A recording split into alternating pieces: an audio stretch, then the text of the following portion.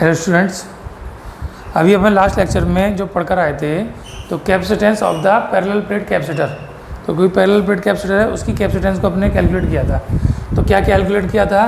पहला केस हमने किया था, अगर कोई कैपेसिटर है जिसकी एरिया ऑफ द प्लेट ए है, डिस्टेंस डी है और कोई मीडियम इसके अंदर इलेक्ट्रिक मीडियम फुल फील्ड है, इस केस में जिसकी कैपेसिटेंस आती है तो C is equal to K epsilon naught A upon D. ठीक है, कल ये काम किया था। दूसरे केस में किया था कि अगर दोनों प्लेटों का कोई एरिया जो है वो ए है और डिस्टेंस डी है, लेकिन इसके अंदर एयर या फ्री स्पेस है, कोई डाइलेक्ट्रिक मीडियम नहीं है, उस केस में कैपेसिटेंस C नॉट की वैल्यू कितनी थी? तो epsilon naught A upon D. अगर कोई डाइलेक्ट्रिक मीडियम है तो उस डाइलेक्ट्रिक मीडियम को कोफिशिएंट किया जाएगा। मीडियम अगर नहीं है, एयर या फ्री स्पेस है, तो उसकी वैल्यू 1 हो जाएगी। तो ये दो रिजल्ट अपन ने कल कैलकुलेट किए थे, इनका रिलेशन भी निकाला था। अभी आज हम तीसरे टाइप, इसका जो है एक तीसरा जो पॉसिबिलिटी है उसके ऊपर अपन विचार करते हैं। तो क्या है कि अगर हमने कोई कैपेसिटर लिया है, सेम कंडीशन है, इसको हमने कनेक्ट किया है between 2 points P and Q। P point is connected with the supply and Q point is connected with the earth। इसको अर्थिंग किया है। The distance between both plates is D and area of each plate is A। This is plus sigma and this is minus sigma। ठीक है, अभी हमने जो इससे पहले किया था, या तो प्लेटों के बीच में कोई ना कोई मीडियम फुल फिल्ड है या मीडियम एम्प्टी है। अगर आज अपन इसमें बारे में देखते हैं तो हम इसमें एज्यूम करते हैं कि दोनों प्लेटों के बीच में हमने एक डाई इलेक्ट्रिक स्लैब लगा रखी है जो पार्शियली फिल्ड है, फुल फिल्ड नहीं है। कैसा है? पार्शियली फिल्ड है। तो एक प्लेट लेते हैं जिसका डाइलेक्ट्रिक कोफिशिएंट K है और जिसकी जो थिकनेस है वो T ले ली। लेकिन प्लेट को जब भी हम लेने वाले हैं उसमें एक चीज़ थोड़ा सा ध्यान रखने की है, वो ये क्या है कि the area of the slab is equal to the area of the plate. कैसे?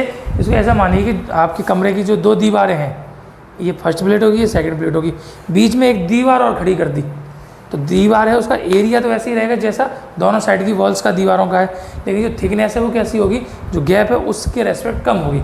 तो थिकनेस तो हमने T इसमें एज्यूम कर ली, लेकिन बाकी चीज़ क्या है? एरिया इक्वल है और डाइलेक्ट्रिक कोफिशिएंट इसका K एज्यूम कर लिया। Now we have to calculate capacitance of this capacitor. इस केस में इस कैपेसिटर की क्या कैपेसिटेंस होगी वो अपने को कैलकुलेट करनी है। तो capacitance of the capacitor, capacitance of the parallel plate capacitor कब निकालना है? When this is partially field.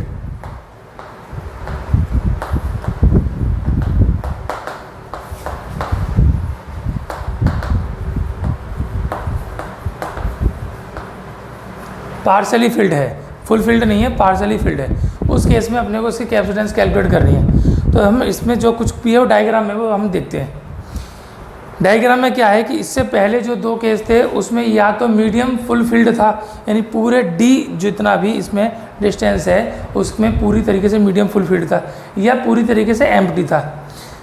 तो आज जो हम केस पढ़ने वाले हैं उसमें क्या है, वो पार्शियली फील्ड है। इसका मतलब क्या हो जाएगा कि दोनों प्लेटों के बीच में दो मीडियम हो जाएंगे। कौन कौन से हो जाएंगे? एक तो जो डाइलेक्ट्रिक मीडियम है जिसका कोफिशिएंट K है, ये तो है, ये कितने स्पेस में है? तो इसकी जो डिस्टेंस है वो T है। और बाकी जो रिमेनिंग बचा, कितना रिमेनिंग बचा? तो D में से T घटा तो बाकी शेष बचा D माइनस T। उतने जो हमारे पास डिस्टेंस है उसमें क्या है, वो फ्री स्पेस है, एयर है। इट मीन्स जो मीडियम है हमारे पास वो कहाँ पर है? T डिस्टेंस में है। और जो एयर या फ्री स्पेस है हमारे पास वो कहाँ पर है? D minus T। तो D माइनस T स्पेस में तो हमारे पास एयर या फ्री स्पेस है, बाकी T जो डिस्टेंस है उसमें हमारे पास क्या है? मीडियम है। ठीक है, अभी दो मीडियम हो गए तो दोनों मीडियम में इलेक्ट्रिक फील्ड वेरी करेगा और कोई चीज़ में वेरिएशन नहीं होगा, इलेक्ट्रिक फील्ड में वेरिएशन होगा। कैसे होगा? तो इलेक्ट्रिक फील्ड हमने जो निकाला था फाइनली दोनों के बीच का नेट निकाला था।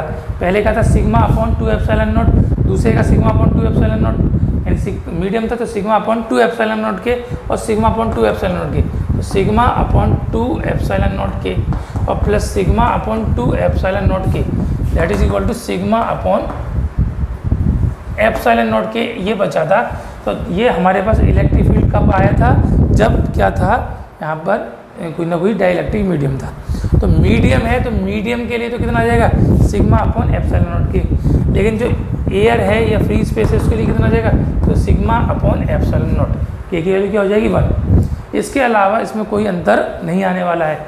तो क्या हो जाएगा, हमारे पास दो मीडियम है तो दो टाइप के इलेक्ट्रिक फील्ड होंगे, एक होगा एयर में और एक होगा कहाँ पर, इस डाइलेक्ट्रिक मीडियम में। तो इलेक्ट्रिक फील्ड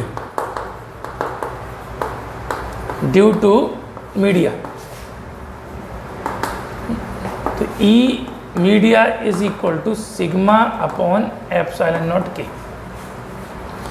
दूसरा electric field due to air या फ्री स्पेस, हम कुछ भी ले सकते हैं, एक ही वैल्यू आती है। तो E for air is equal to sigma upon epsilon naught. तो दो हमारे पास इलेक्ट्रिक फील्ड हो गए, एयर में अलग रहा और मीडियम में अलग रहा। अब इससे फ़र्क क्या पड़ेगा, तो फ़र्क पड़ेगा पोटेंशियल का। कैसे पड़ेगा, तो potential equal to E into distance होता है। तो E की वैल्यू वेरी कर रही है दोनों के लिए, मीडियम के लिए भी और स्पेस के लिए भी, फ्री स्पेस के लिए भी, और डिस्टेंस भी वेरी कर रही है, मीडियम के लिए अलग है और फ्री स्पेस के लिए अलग है। तो E का जो E है उसकी वैल्यू भी वेरी करेगी और डिस्टेंस की वैल्यू वेरी करेगी। तो इसका मतलब क्या है, electric potential between both plates vary करेगा फॉर डिफरेंट मीडियम। तो now electric potential due to medium, तो V media is equal to E media into distance in the medium. Distance medium में कितनी है, दैट इज T, तो sigma upon epsilon naught के into T, ठीक है। और दूसरा electric potential due to air, air के लिए निकालेंगे तो V for air is equal to E air into distance कितनी है, D minus T। E air की वैल्यू कितनी है, तो sigma upon epsilon naught into D minus T। तो दो इलेक्ट्रिक पोटेंशियल हो गए, जो फ्री स्पेस है उसमें अलग रहा और जो एयर जो मीडियम है उसमें अलग रहा। तो नेट पोटेंशियल कितना हो जाएगा, नेट पोटेंशियल डिफरेंट, तो V is equal to V air plus V medium. Air की वैल्यू पुट कर दो, तो sigma upon epsilon naught into D minus T, plus medium का करेंगे तो सिग्मा अपॉन एप्सिलॉन नॉट के इंटू T। कॉमन क्या है इसमें, तो sigma upon epsilon naught is common, क्या बचा, D माइनस T और प्लस T अपॉन K। तो ये आ गया हमारे पास electric potential between both plates due to the partially filled dielectric medium. तो एयर और मीडियम दोनों की वजह से ये हमारे पास पोटेंशियल डिफरेंट में वेरिएशन आएगा। अब पोटेंशियल डिफरेंट हमारे पास आ गया, इसकी हेल्प से हमको क्या निकालना है, कैपेसिटेंस निकालनी है। उससे पहले सिग्मा इसकी वैल्यू पुट कर देते हैं। तो we know that sigma equal to total charge upon total area. तो एरिया ए है, चार्ज क्यू है, वैल्यू पुट करेंगे तो V is equal to Q upon epsilon naught A D minus T और प्लस टी अपॉन के। ये क्या आ गया, potential difference आ गया। तो now capacitance of the capacitor, जो कैपेसिटर है उसकी कैपेसिटेंस कितना मिलेगा, तो C is equal to Q by V, Q की अपॉन वी, वी की वैल्यू पुट करेंगे तो Q upon epsilon naught A D minus T और प्लस टी बाय के।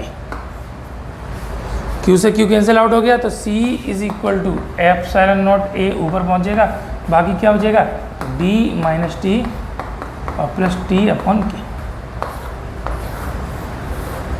न्यूटन पर कूलम। तो this is the sorry Newton पर coulomb नहीं, कैपेसिटेंस है तो क्या होगी, यूनिट फेरेड। तो this is the capacitance of the capacitor when the capacitor is filled partially filled by the dielectric slab dielectric medium. तो इस केस में जो हमारे पास रिजल्ट आएगा उस epsilon naught A upon D minus T plus T upon क्या आएगा। अंतर क्या है, बहुत छोटा सा अंतर है कि पहले केस में मीडियम फुल फिल्ड था डी डिस्टेंस में, दूसरे केस में एम्प्टी था, तो जो थिकनेस थी या जो डाइलेक्ट्रिक मीडियम था वो पूरी तरीके से एयर था। अभी यहाँ पर एयर भी है और डाइलेक्ट्रिक मीडियम भी है, तो डाइलेक्ट्रिक मीडियम में इलेक्ट्रिक फील्ड की वैल्यू अलग रहेगी और जो एयर है उसमें इलेक्ट्रिक फील्ड की वैल्यू अलग रहेगी। इलेक्ट्रिक फील्ड की वैल्यू अलग अलग होगी तो उनके पोटेंशियल डिफरेंट भी अलग अलग हो जाएंगे। क्यों अलग हो जाएंगे? क्योंकि थिकनेस भी अलग है, इलेक्ट्रिक फील्ड भी अलग है। तो जो एयर में होगा तो पोटेंशियल डिफरेंट ही हो जाएगा, मीडियम में पोटेंशियल डिफरेंट ही हो जाएगा। नेट पोटेंशियल डिफरेंट निकालेंगे तो दोनों का सम हो जाएगा। कैलकुलेट किया, ये आ गया। सिग्मा की वैल्यू चार्ज अपॉन एरिया लगा के हमने सॉल्व करके वी की वैल्यू निकाली। अब कैपेसिटेंस निकालना है तो क्यू अपॉन वी, वी की वैल्यू पुट करेंगे, इसको कैलकुलेट करेंगे तो फाइनल रिजल्ट आएगा हमारे पास epsilon naught A upon D minus T plus T by K. अब ये जो रिजल्ट हमारे पास आया है, तो वैसे तो एक केस है कि पार्शियली फील्ड है, लेकिन ये हमारे पास एक विशेष एक रिजल्ट है, इसको अपन जनरल रिजल्ट भी बोल सकते हैं या जनरल कैपेसिटेंस भी बोल सकते हैं। जनरल कैपेसिटेंस क्यों बोल सकते हैं कि इसकी हेल्प से हमको बाकी जो दोनों रिजल्ट थे जो हमने इससे पहले उनको प्रूव किया था, उनको डेरिवेट किया था, उनको हम इसकी हेल्प से कैलकुलेट कर सकते हैं। कैसे कर सकते हैं? तो केस वन क्या है कि if the dielectric medium is fulfilled. अब दोनों प्लेटों के बीच डाइलेक्ट्रिक मीडियम फुलफिल्ड कर दिया, टोटल डी डिस्टेंस में हमने क्या कर दिया? डाइलेक्ट्रिक मीडियम कर दिया। इसका मतलब क्या होगा? पहले केस में जो स्लैब की थिकनेस थी वो किसकी इक्वल हो जाएगी? That is equal to D. D की जो टी थिकनेस की स्लैब थी उसको हमने पूरी चौड़ाई में रख दिया, तो टी की वैल्यू वेरी होकर कितनी हो जाएगी? डी के बराबर हो जाएगी, और तो कोई अंतर नहीं है। तो इस केस में अब वैल्यू पुट करेंगे तो क्या आएगा? एप्सिलॉन नॉट ए अपॉन, इस रिजल्ट में वैल्यू पुट की तो टी माइनस टी की जगह भी कितना है? डी, प्लस टी की जगह हमने वैल्यू पुट किया डी, डी अपॉन के। तो ये रिजल्ट क्या हो जाएगा? D minus T equal to 0। तो C equal to epsilon naught A upon D upon K ऊपर जाएगा तो C equal to K epsilon naught A upon D. ये रिजल्ट था। This is the result. कहाँ से निकल के आया? हमको इसी फॉर्मूले से निकल के आया, अगर हमने क्या कर दिया? इसको फुल फिल्ड कर दिया। दूसरा केस सेकंड। तो सेकंड केस में क्या था कि दोनों प्लेटों के बीच में हमने एयर कर दिया। इसका मतलब जो स्लैब हमने लगा रखी थी वो हटा दी, स्लैब हटा रखी तो उसकी थिकनेस क्या हो जाएगी?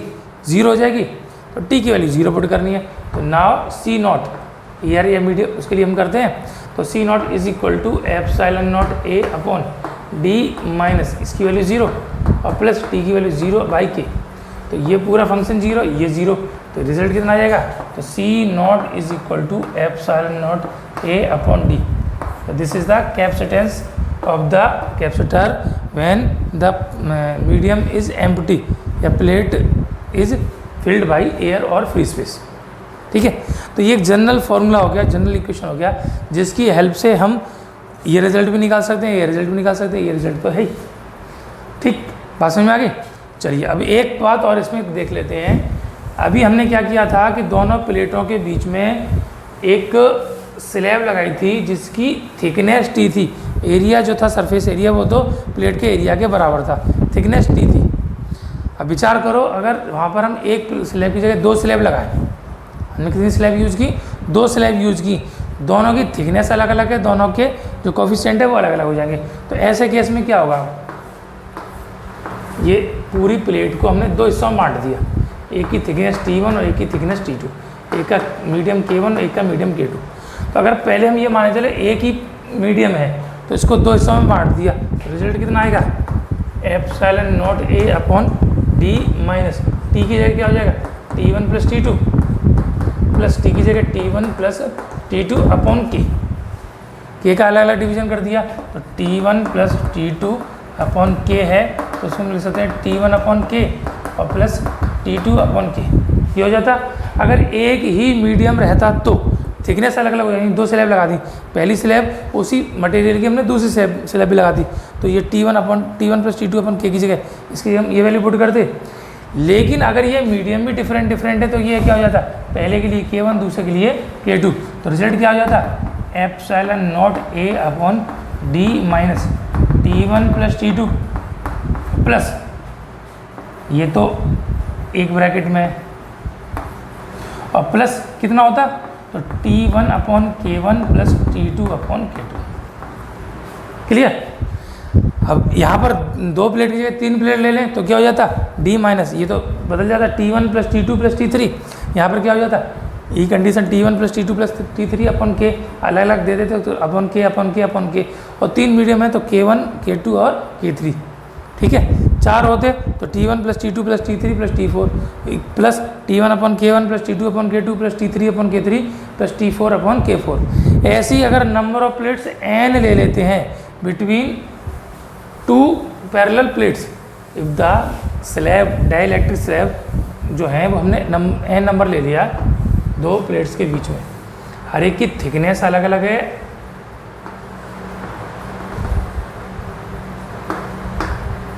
ये अलग अलग हमने स्लैब इसमें एज्यूम कर लिया। एक K1 है, एक K2 है, एक K3 है एंड सो ऑन, ये कहाँ तक है, Kn तक है।